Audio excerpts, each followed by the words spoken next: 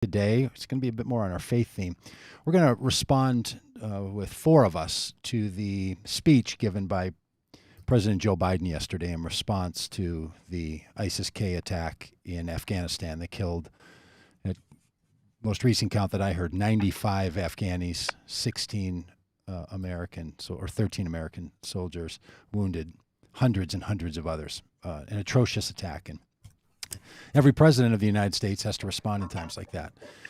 Joe Biden chose to use a particular passage from Isaiah chapter 6, from the Jewish scripture that's also held very dearly by Christians. And as three Christians, Shane Claiborne, Robb Ryerse, Doug Pagitt, and I, that talk about faith and politics and the common good. And then joined by, in a little bit here, by Joseph Edelheit, Rabbi Joseph Edelheit, to respond. We wanted to give some responses to this. We've been talking for a long time in a lot of our situations and settings here about Christian nationalism and religious nationalism.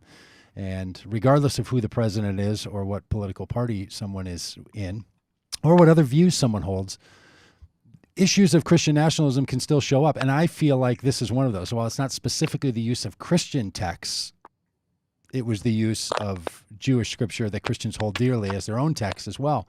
And it really smacks of this very question: should we use this passage? It's the phrase from Isaiah where the Lord says to the prophet, says to the prophet, who will go on my behalf? And the prophet says, "Here I am, Lord, send me." And you'll hear the clip in a minute that Joe Biden chose to use that, as have other leaders, military leaders. It's a common phrase used in military leadership.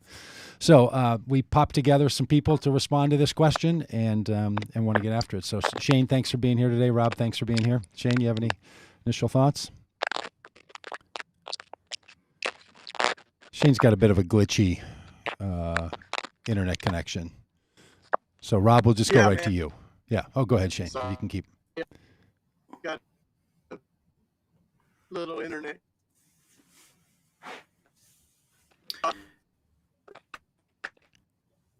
Yeah, Shane, I think it's not gonna. It's coming and going. It was going earlier. So, Rob, give it a shot here. What are you thinking? So, I think it's important to say a couple of things at the top. I was really kind of horrified when I saw this video clip, and I didn't watch the speech live, but I was on Twitter last night and saw that someone had shared this clip and was horrified by it, quite frankly. I think I'm probably during the course of this conversation going to be pretty critical of President Biden's use of Isaiah 6 and probably going to be pretty critical of some of the other things he said in the course of the speech as being kind of wrongheaded. Now, I say that also recognizing a couple of really important things. One is the president is in a tremendously difficult situation. It's really to be in the midst of pulling out of Afghanistan, which I think that we should have done long ago. And he's finally the one doing that, which I applaud. Seeing kind of the chaos that is happening in the midst of that, recognizing that some of that might have been avoidable, might not have been avoidable, maybe it was all inevitable. And then to have this attack on top of that, which complicates then, what ought to be the response to that? Does that impact the decisions he's made? I mean, he's in a tremendously difficult situation, and I just want to acknowledge that. All of us have strong opinions and thoughts about this. None of us have the authority to, send men and women into war, and so that's something that I recognize it weighs heavy on him. And I also want to recognize that he's a military father. He's had a son who has served and has been in our military, and has, because of that, has a unique perspective on things. And I think that's important to recognize. I think, when he takes a moment of silence and observes that, that Donald Trump Jr. tweeted as being a sign of weakness, I actually see as a great sign of strength and appreciate that. So I think I just want to recognize that this is a complicated and nuanced situation. And I posted a bit of a criticism of President Biden on Facebook last night, and immediately, I had a bunch of Republican friends jump in and use this as opportunity to call him an idiot and other things like that. And I think I'm like, listen, if Donald Trump had said the same thing, you wouldn't be criticizing him, you'd be cheering him. So I think this isn't a time for kind of political, trying to score points politically. And I think the people that are doing that are really misguided. I worked real hard to try to help Joe Biden get elected president, and I'm happy that he did, and I would do that again. Because the alternative of Donald Trump was just so reprehensible. But just because I've supported him and worked hard to get him elected doesn't mean that he is beyond criticism.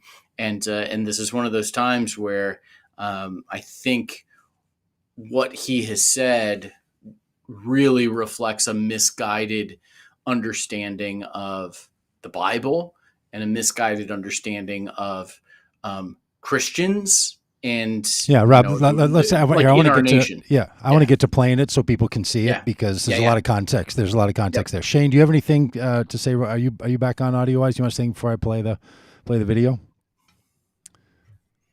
All right, we'll give Shane a chance to catch up. All right, here's the clip from Joe Biden yesterday. Served through the ages have drawn inspiration from the book of Isaiah, when the Lord says, "Whom shall I send? Who shall go for us?"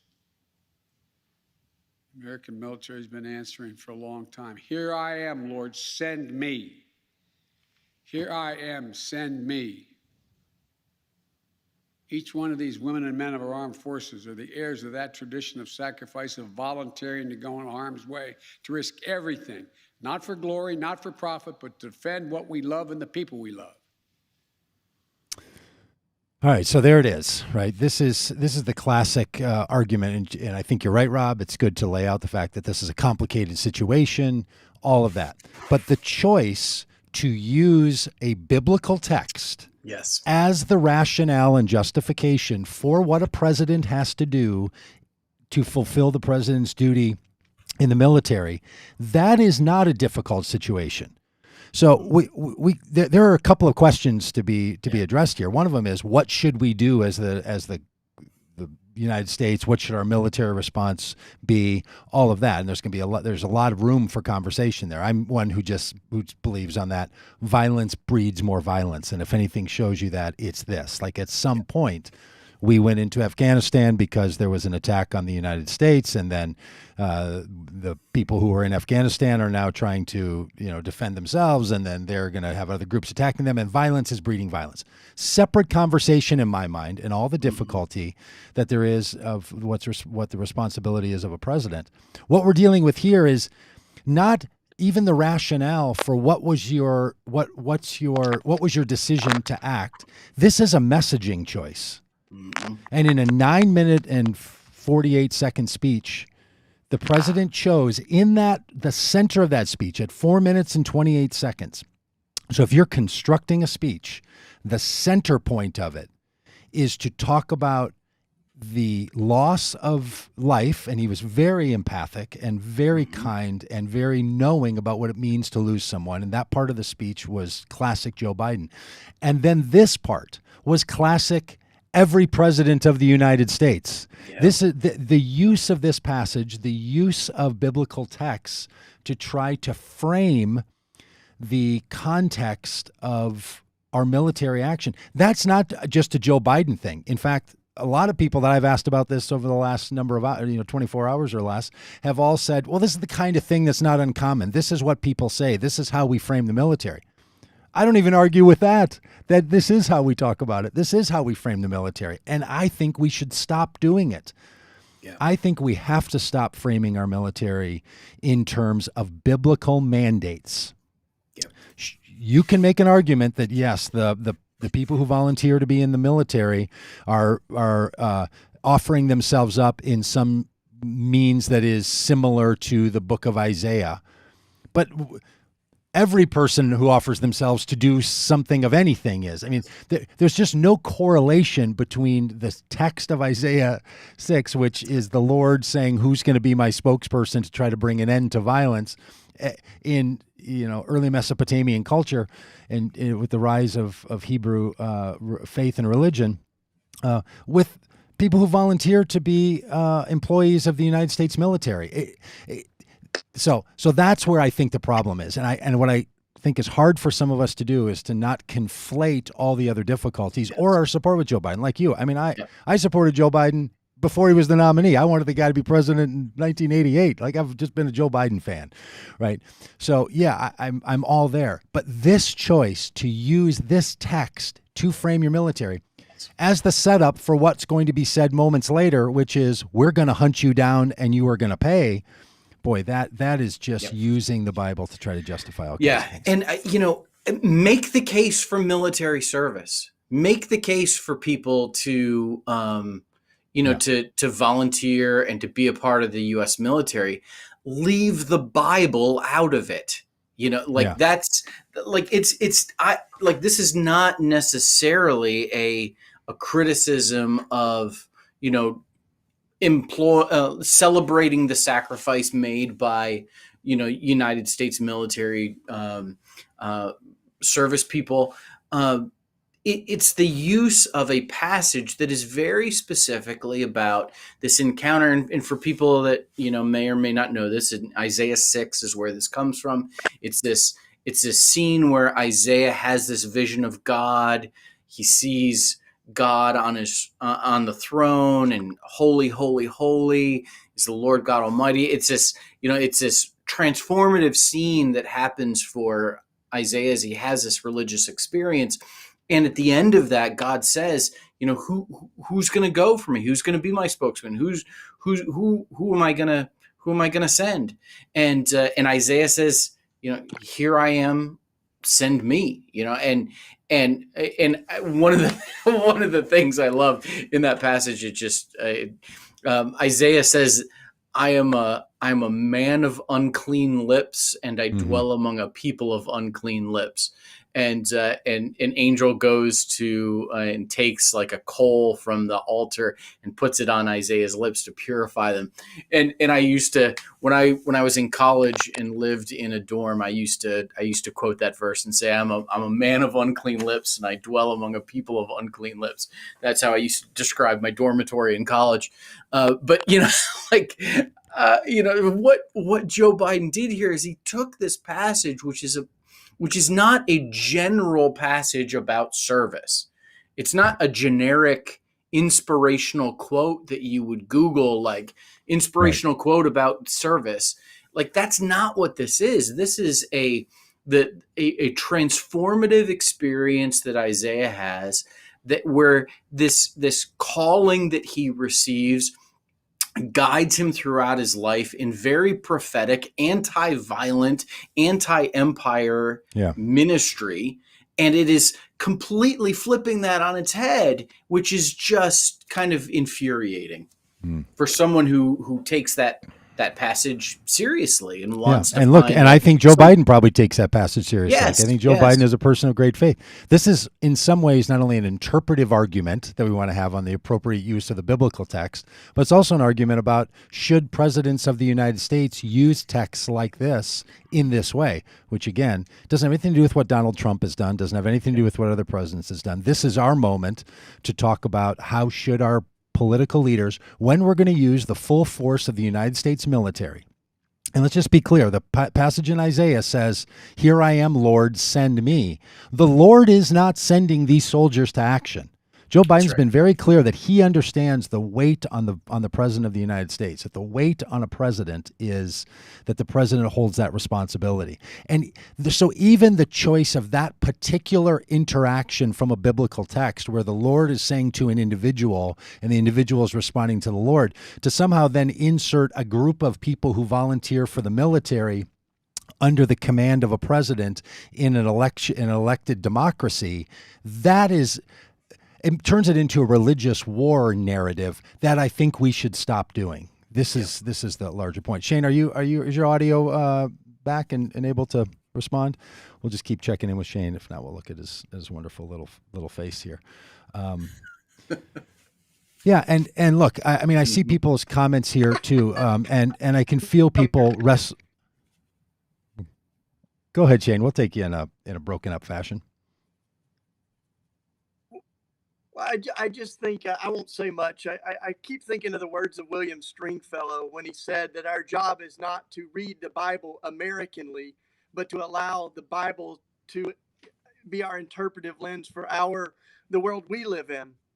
And, Isaiah talked about beating swords into plows and studying violence no more. He talked about in Isaiah 9, it's every warrior's boot you battle on every road destined for burning. But it's on to prophets, and the government will be on his shoulders. So for those of us that are Christians, Jesus is the lens through which we're interpreting the world. And Joe Biden is very committed to that Christian faith. And Jesus says, you've heard it said, an eye for an eye. You've heard it said, hate your enemies. But I tell you, love your enemies. I tell you, turn the other cheek. And so I think one of the questions that's raised is, can we follow the Prince of Peace and simultaneously be commander-in-chief of the biggest military compound in the world, with that has bombs 80 times stronger than Hiroshima, that's spending $20,000 a second on war, and is still saying we will hunt you down even as we're trying to pull out our troops. So this idea that Jesus said you pick up the sword, you die by the sword, we've learned that lesson for 20 years in Afghanistan. It's time to stop, pursuing we're going to world of violence. Yeah. Hey, thanks, Shane. I think people were able to piece that all together. That's look, I think your argument's right. You've helped me personally. You've helped me a lot thinking about those passages. And I know, look, this is a difficult situation when a person's religious commitment collides with their professional or their civic obligations. They don't always go hand in hand. I get that. So sometimes people feel this conflict. Can a person be of Jesus following faith and have the ability to use nuclear weapons? Difficult. Send people into war. It's a difficult call. We don't need to make it more difficult by picking certain passages and recasting our military in the sense that what they're doing is equated with what the prophet Isaiah did. Frankly, had this just been on, Veterans Day and Biden had stood up on Veterans Day and said, I want to speak about the military, they're like the people that they use inspiration from the book of Isaiah chapter 6, when the Lord said, whom shall I send? And they said, Lord, send me. I would have been out here saying, presidents should stop using biblical text to justify military volunteerism. Yeah. Or recasting our military. So in some ways, and this can be irritating to some people, it's not only about Afghanistan at this very moment, right? It's not only about what's happened in this one very moment. It's what's happened across the board with the use of the military as a stand-in for the Isaiah 6 passage, which again, it wasn't like Joe Biden came up with this on his own. There's a very well-trodden argument that's used around the military quite often. Yeah, and I think, Doug, we talk a lot about Christian nationalism as a part of the work that we do at Vote Common Good, and the danger of Christian nationalism. This idea that America is a Christian nation that has some unique destiny that is determined by the Christian God, and what that does to our culture, what that does to how we treat people from other countries, how we engage militarily around the world. All of that gets shaped by this kind of Christian nationalism ethos that is so a part of it. It is the the water that we swim in. And so I think what's a little bit frustrating is that we saw the Christian nationalism thing come, like, it was very out in the open, very front forward. During the Trump administration, it was something that he used often to appeal to evangelical voters and to kind of keep them in line. And I think we were probably hoping that, well, maybe we can get a little reprieve from that.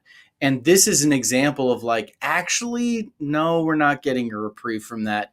Like, this idea of Christian nationalism is so deeply seated in our culture and in our political climate that, so many people hear Joe Biden quote Isaiah 6 and they don't think anything of it. Like, yeah, of course, it's no big deal. And I think there's, I think it's illustrative of just how deeply rooted the idea of Christian nationalism is, not just on the right, but across the board in our political climate. It's really well said. I'm sort of watching the comments that come in on the stream, just so people know we push this out on multiple social media streams at one time, so you don't always see all the comments in whatever stream you're on, but I see them here, and so do Rob and Shane, and Rabbi Joseph Edelheit will join us in a moment.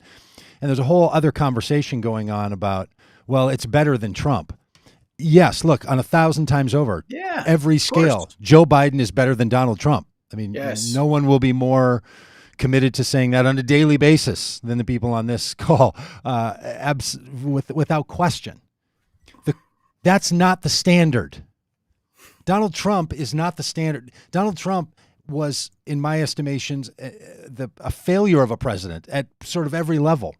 The standard here is, what rationale should we use on August 26th and August 27th to justify military action? And I think, and Rabbi Joseph Edelheit will be on here in a minute, and he has a different view on this. He thinks, if I read him right from an earlier email exchange we had, that this passage can be used in a more broader sense of volunteerism.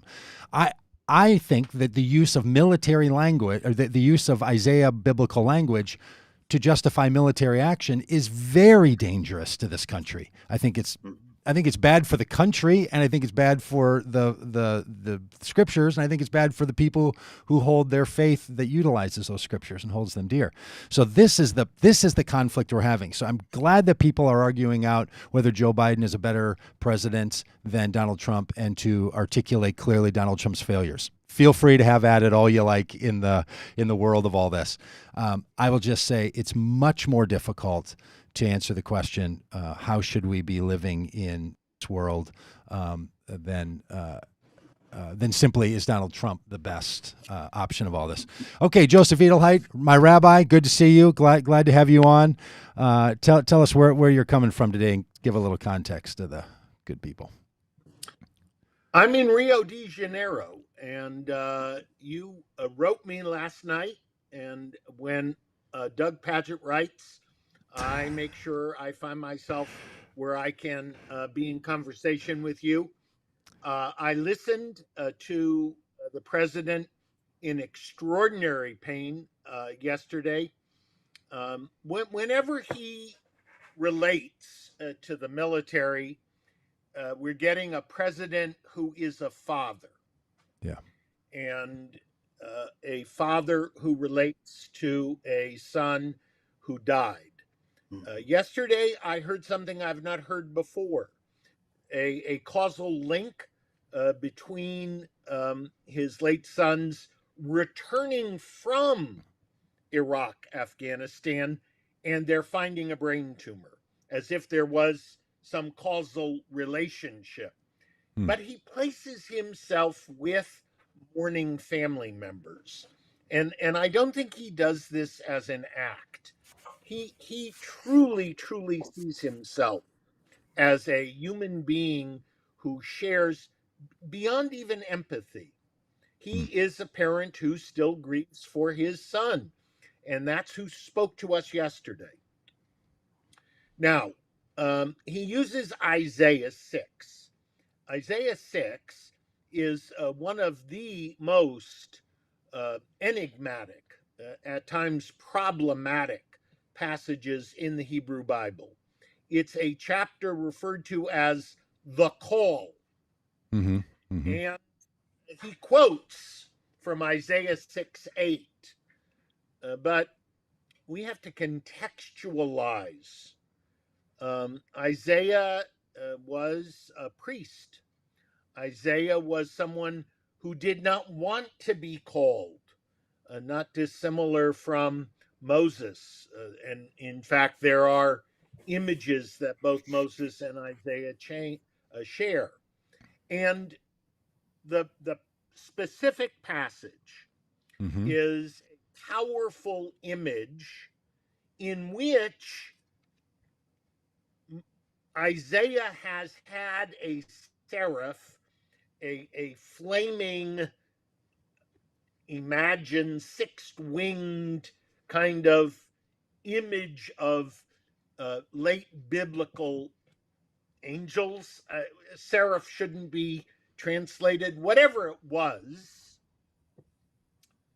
passing a hot coal over the lips of the prophet as a cleansing act.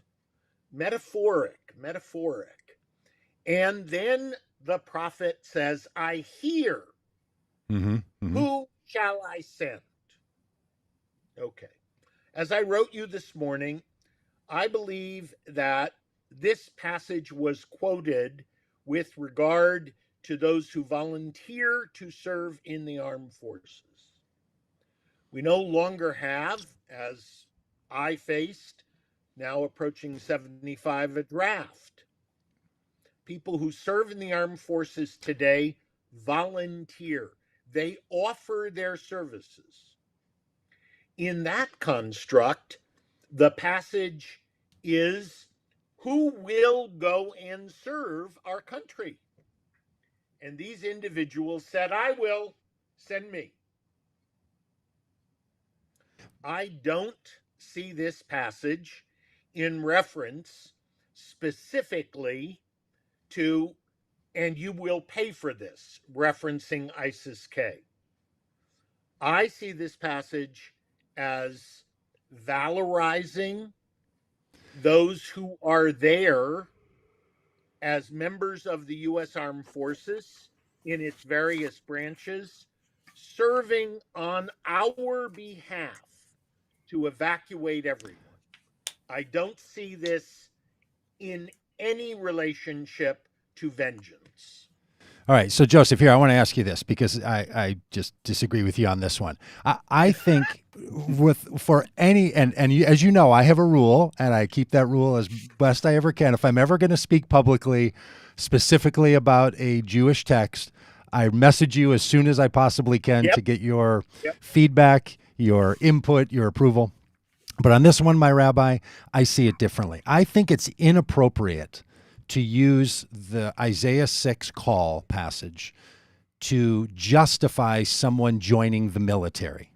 And I think we have to be more careful with our military than anything else. Like if someone volunteers for AmeriCorps and someone stands up and says, this reminds me of the people who appreciate Isaiah chapter 6, where the prophet says, here I am, Lord, send me. Well, all of you are also responding to your own call.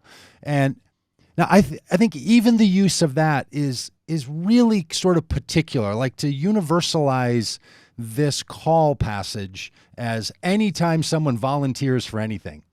You probably shouldn't open a PTO meeting with this. You probably shouldn't talk about the Cub Scouts or a baseball game. But the military is even more dangerous in my view, because what they are going to do in the military, and President Biden linked these things together by saying our military does this and I will use the military, and we'll play that video here in a minute, that part of the speech. It was a 9-minute speech. And so in the course of that, within 3 minutes, he linked these two together. Now, a president has the right to send military troops. I don't think the president should be using Isaiah texts to say people in the military are responding to the Lord's call and being sent by the Lord. Now, someone may try to say, no, he's just using it as a volunteer passage. But I think he knows it's tapping into the idea that people feel that they're sent by the Lord to do this work the way Isaiah was sent by the Lord to do this work. But you don't seem to have that same level of concern that the audience in the United States and around the world is going to interpret this as these military soldiers of ours are responding to the Lord's call to go and do the Lord's work the way Isaiah was responding to the Lord's call to do the Lord's work when the President of the United States compares their response to that Isaiah 6 passage. You don't see it quite so No, cynically. I see it similar to Genesis 22, where God calls upon Abraham to take his son, the only one, the one he loves. And Abraham says, Hineni, here I am. Exodus 3, where God calls upon Moses. Moses says, here I am. Look, George W. Bush began the issues in Afghanistan by misapplying the idiom crusade. Yes. And he was immediately warned. That was gross and inappropriate. I understand you would like to keep religion and the public civil government separated. I agree with you. I don't disagree that if I were on the speech writing team, I would have raised my hand and screamed, no, don't do it. However, as I said when I got on, I think we're dealing with someone who is a grieving father. He wasn't just the president. He certainly wasn't very political. This guy has been roasted from before this all fell apart. He couldn't have done it right. Yes. Yeah. Could not have done it right.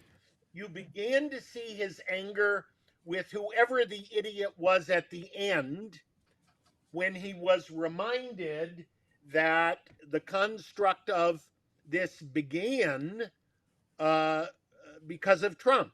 So, in an idealized world, I agree with my pastor.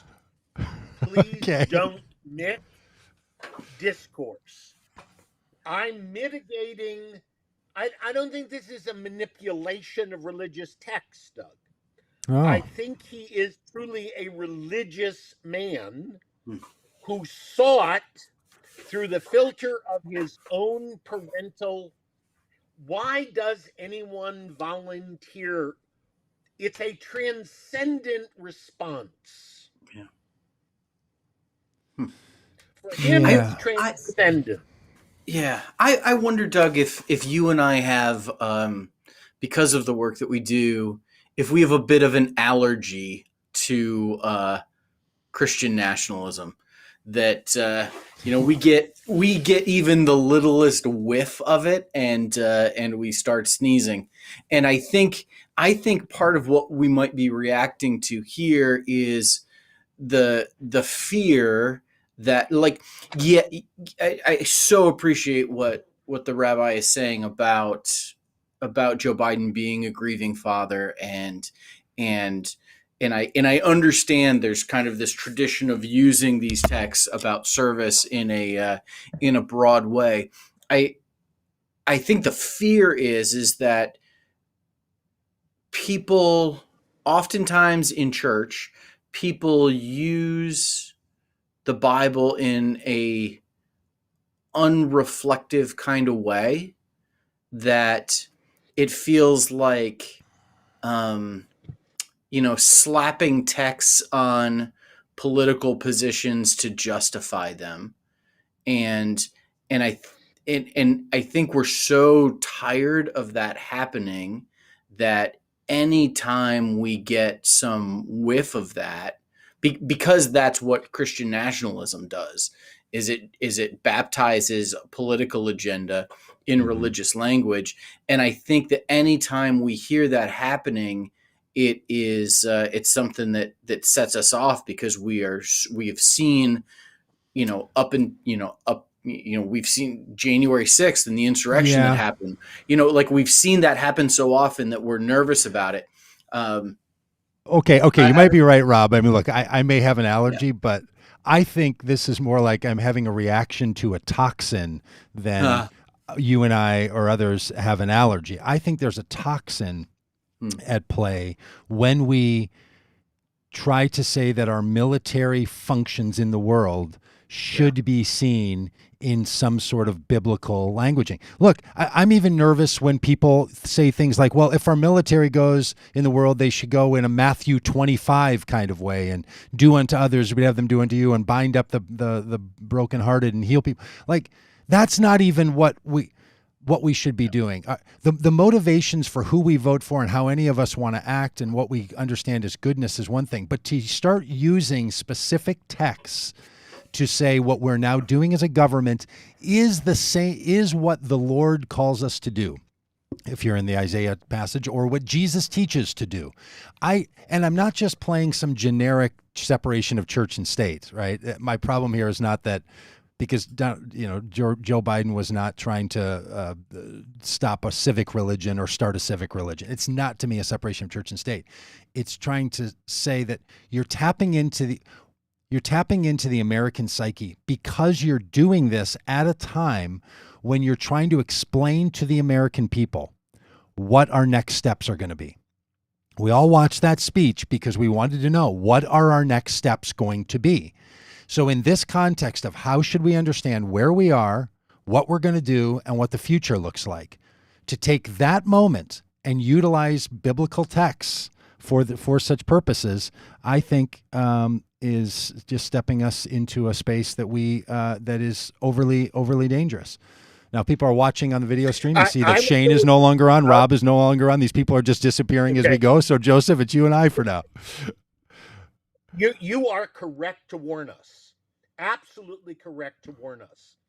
It is a slippery slope, and both of us would have preferred the President of the United States not to draw upon any biblical language and text.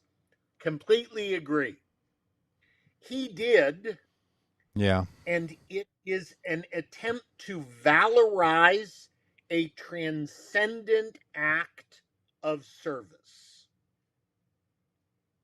Yeah, I mean, see, I get you, Joseph. I hear you. Let me just rant for one more second. You can talk me off the ledge that I found myself on here with this, because everyone on every side of this thing in Afghanistan, by these definitions, volunteered, offered themselves. I don't want to hear someone tell me that the suicide bomber who turned himself into a murderer offered themselves as a sacrifice and picked some passage from the Quran or from the Jewish scriptures or from the Christian stories to start using that to talk about how they were how it's valor to be a suicide bomber or something, right? The idea that we start to use, because every side could use these texts to say, yeah, people have offered themselves up for the function of their cause or of their country.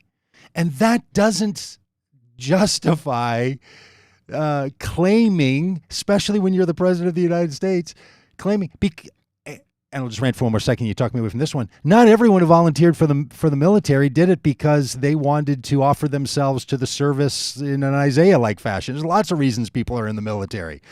So even to sort of bathe all military engagement from the United States as if it's, everyone in the military, what they're doing is offering themselves in an Isaiah-like, unto the Lord I will give my life passion. That's not even the case. So I can't seem to grab any handhold by which, even on volunteerism, we should be doing that with our military, or we should be invoking scriptural texts in acts of human on human warfare. I don't know. Yeah. Okay, I want to try one more vantage point, and I want to retrieve Pastor Doug Pagitt. Okay. Sometimes those of us who do respond and are called to to ministry are asked to use language for the problem of funerals, of offering solace in a grief that has no justification and anguish. And I don't know, maybe if the two of us were called by family to help bury any of those who have died, Mm-hmm. we might draw upon scripture that is an exaggeration of a political reality. We do so because we are trying to help those who can't find words Mm-hmm. to resolve their grief. While I was listening all day yesterday, I thought of the horrific act which has been mislabeled and abused as suicide. Mm-hmm. You and I both know, because we've buried suicides, Mm-hmm. and we have dealt with the survivors of suicides. In the aftermath of something like this, these people are triggered. Imagine anybody who has buried someone they love, and those suicides, people have died of a mental illness. Yesterday, as you correctly said, was an act of murder, not suicide. It was an act of murder in which the murder weapon was the body. I so wish that the word suicide would be removed. So, my friend the prophet, Doug Pagitt, is correct in warning us. No, I came on to congratulate you. You are correct to warn us. The intent is not ill. I don't think Joe Biden is the scammy, slimy, manipulative person that his predecessor is. So for whatever reason, he drew upon a text I wish he hadn't used. You are correct in warning us. This is a slope we can't get off of. There's nothing good that will come when others abuse a text he well intended but should not have used. So we can offer our corrective interpretation. Right. That's right. Be it valorizing a transcendent opportunity or a funerary exaggeration, fine. But we have to warn people that there will be people, Christian nationalists. This whole thing, as you just said, is wrapped up in extreme misapplication of religion. Yeah. And so, do you want a warning of why you should stay away from Scripture? There it is. Yeah, that's right. That's a good way to say it. Yeah, this shows that difficulty. And look, I am first of all, every president is not above reproach and is not above critique. And anyone who thinks that supporters of a president should stay silent when they see some action that they think is inappropriate, I think that's not the way we should function. I will do everything I can to reelect Joe Biden if he runs for president, whether it's against Donald Trump or anyone else. I'm all for the guy. I was almost going to wear my Biden-Harris shirt today. So all this stuff in the chat, or if you're thinking, well, these are people that just are critiquing the president, I'm actually trying to critique an argument of Christian militarism and religious militarism that Joe Biden is stepping into, not that he even created. In fact, I don't know. I'm going to do all I can to find out what the process was of how they got this part of the speech, and I know there's people working hard on this. This is not even a Joe Biden problem. Joe Biden, as the president, used this argument yesterday. He didn't create it. He's not the creator of the idea that the military is connected to Isaiah 6 call narrative. I've been hearing that for years. And look, when Jeff Sessions chose to quote the book of Romans to justify family separation, I sat in the very place I'm sitting now, looked into the very camera, and said, you cannot do that without some people who hold those scriptures and take them seriously, raising our voices about it. This is inappropriate use of the text and inappropriate justification for what you're about to do. But that wasn't only because he was, I think, an attorney general under a corrupt president. It's because that actual usage of those passages to justify that government action is inappropriate. This is what we have to deal with all the time. You know, around our work, as Rob reminded us, we do a lot of work around Christian nationalism, spend a lot of time, energy, and money trying to separate out the strands of our religion from our nationalism that get birthed together into religious nationalism, of which Christian nationalism is the most dangerous in our current context. You can't do that only for one party. You can't be committed to helping us not conflate our shared religious and civic nationalist identities if you're going to say, well, I'm going to give a pass, and I'm not saying you're saying this, Joseph, but the conversation I've been having over the last day with a lot of people are saying this, well, Joe Biden intends good, though. So if he means well and then uses some religious nationalism for the point, then that's okay. It's all about the intention. It's not all about the intention. It's actually using this as the fundamental argument. And look, there's no words spoken by a president in a moment of this level of urgency that was not intentional. Mm-hmm. So if this had been a casual off the cuff, you know, for whatever reason, the presidents choose to talk to reporters with helicopters spinning behind them so you can barely hear them. If it had been one of those shouted from a press question responses, that would be one thing. This was a prepared speech of 9 minutes and some odd seconds to shape how we're going to respond as a nation moving forward. And it was invoked in the middle of the speech for very specific intentions. So this is just of a different ilk here. This is, and again, it's not just a Joe Biden problem. It's larger than that. So Rob, I know we dropped you for a minute. Do you have anything left to say in our final moments? I could have some kind of, inappropriate joke about, someone not wanting us to talk about all this. Yeah, Doug, you're absolutely right that I think that there is a different reaction if this was just an off the cuff comment. The word teleprompter was trending yesterday on Twitter because Joe Biden was getting so much criticism from Republican and right-wing critics who, were giving him a hard time for using a teleprompter for this speech, as if like every president doesn't use teleprompters for like speeches of this magnitude. So this was definitely something that was prepared. It was definitely something that was chosen on purpose. And I think it is really ill-advised.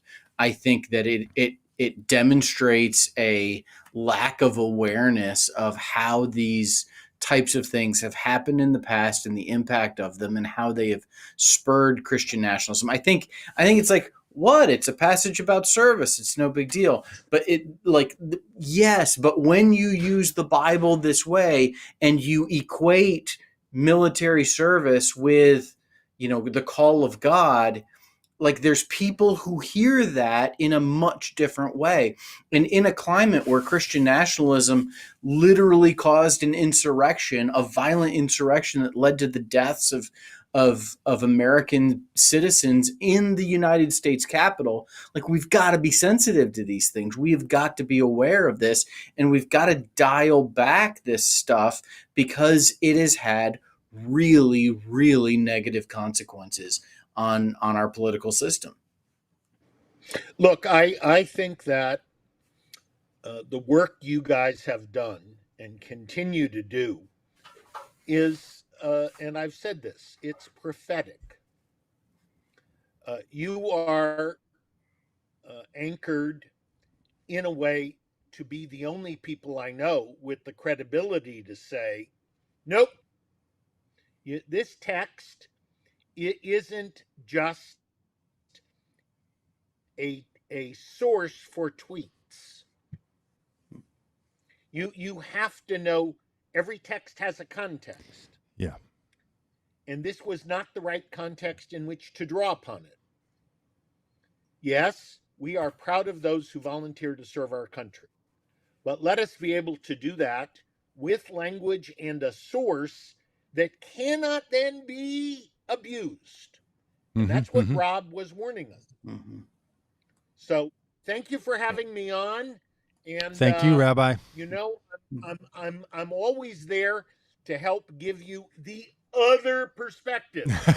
So great. So Well, great. Look, Rabbi, I can convince myself of all kinds of things, and when it comes to these passages, your words sit deeply with me. So, thank you, Robb, and to all of us. Look, find the common good every way we can, and we'll find our way forward. So, thanks, and to all of you who are engaging so deeply in all the text today. In the texting today, we're really glad to have had you along with us. We're deeply committed to the call of the common good, and all of our presidents, all of our civic leaders, all the people who offer themselves to public service are called to that standard. And each one of us knows our industries, right? And we know our expertise. And when someone in political power uses our areas in ways that they need help to understand them differently, you should offer your service that way. So whatever it is you do in the world, you should, have a keen ear to it.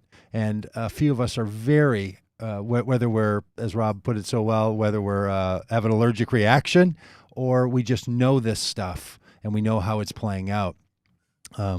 We do not want to be, in my view, narrating our actions in the world as if we're in some sort of a military action that has the blessing of the Lord on it. My own view is when we move into any military action and are going to kill one of the children of God in the world, we need to do that without the belief that that very God is calling us to do that. Yeah.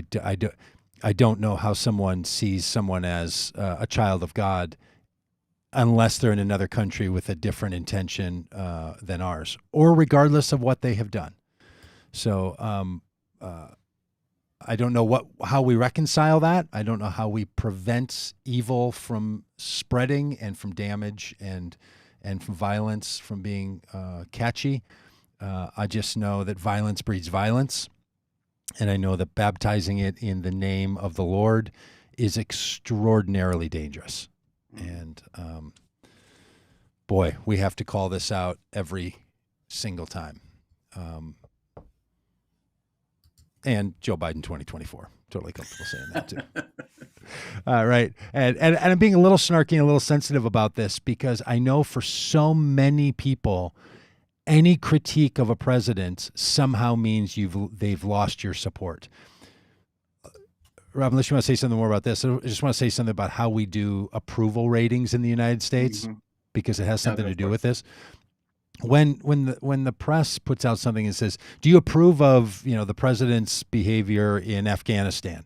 And you'll see no, he's got 25% approval rating. Some people are like, "Oh my gosh, that means only 25% of people are going to vote for him again." It doesn't mean that at all. All of us vote for mayors, city council members, maybe school board members, presidents, Congress people, for whom we don't agree with them on every topic, for whom we might not even agree with how they have behaved. If the idea is that if you don't 100% agree with a president on everything the president does and says, then somehow you're not supportive. Well, it's just not how it works. I'm not even going to lecture you about it shouldn't be that way. It's just not true. Of course you don't. You're going to vote for people that you disagree with how they've handled certain things, and you'll get to a preponderance of the issues and decide, is this person someone that I can vote for?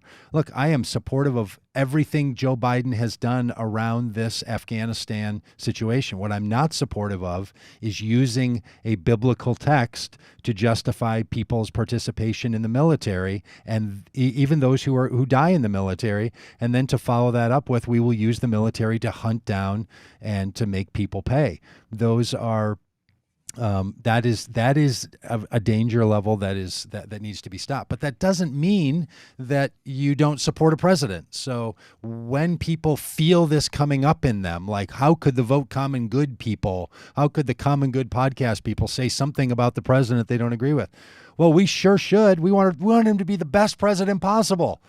I want Joe Biden to be the best president. And if he doesn't use these passages anymore, that would be better than using these passages. That's a better version of the president. So may we all do what we can to be sure that our president is hearing from the American people.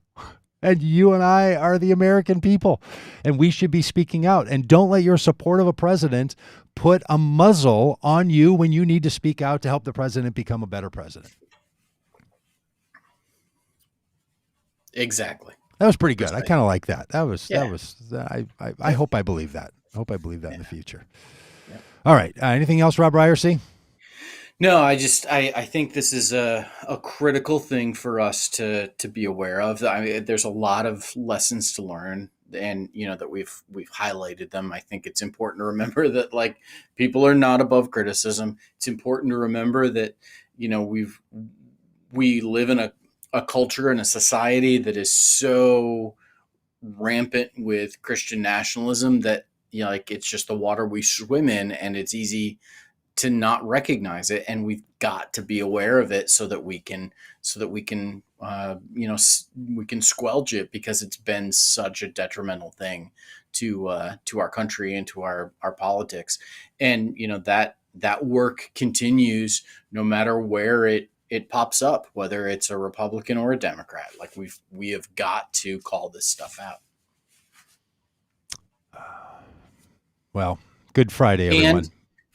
And I'm with you. I have zero regrets about working hard to get Joe Biden elected, and I, if I had to do it again, I would do it again.